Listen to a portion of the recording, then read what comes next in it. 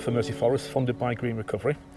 My job is to manage two areas at the moment, the Bill Forest Park, which is here, and Griffin Wood, this being Colliers Moss North. A lot of the stuff I've been doing early on was getting to know the public, dealing with antisocial behaviour and that sort of thing, which has been really good. And of course Green Task Force have played a great role in that because they're such good communicators.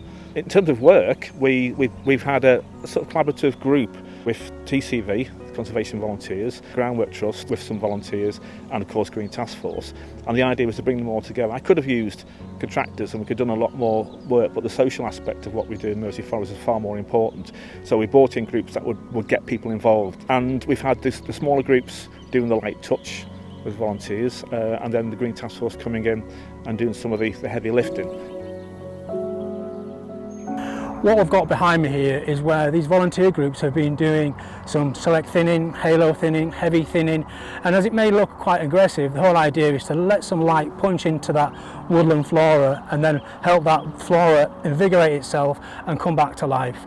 If we move across now, what you'll see here is an area that has previously been done early on last year, and as you can see already it's starting to develop with the wildflowers growing through, which is increasing the biodiversity, the butterflies, the insects, and the colours as well. What it helps do is it opens up that light, opens up that growth, and as you can see, the hard work has been paid off. I'm part of the Griffin Wood volunteers working alongside community by nature. I've been coming for about 18 months. I'm self-employed, so getting out of the house, doing something in the environment is really helping me, and we are helping to clear the woodland. We are helping rejuvenate the native population, chopping down trees, coppicing trees, replanting, and it's such a fabulous way to spend my time. The area behind me is Burntwood Moss. Burntwood Moss is one of the three bits of this site at Colliers Moss North that is relic peatland that's left post tipping of colliery spoil and ash from the power station which were behind me. The area behind Burntwood Moss is the largest part that's left, and Green Task Force this year did the first phase of scrub clearance, allowing us this winter to come in with a project jointly with the Lancashire Wildlife Trust for a major peatland restoration scheme.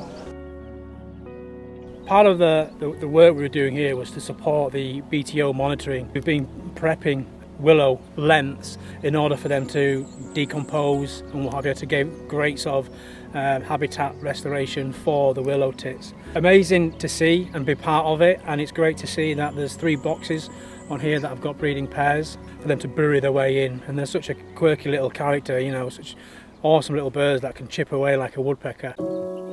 One of my early projects when I first started, funded by Green Recovery, was this pond dug by Mersey Forest some years ago, but being taken over by an invasive weed. So with Murphy's corporate and social responsibility group and Community by Nature's Griffin Wood volunteers, we cleared it and cleared all the branches back. And as you can see today, it's full. There's at least 5 species of dragonfly, and it's full of tadpoles, a huge success story.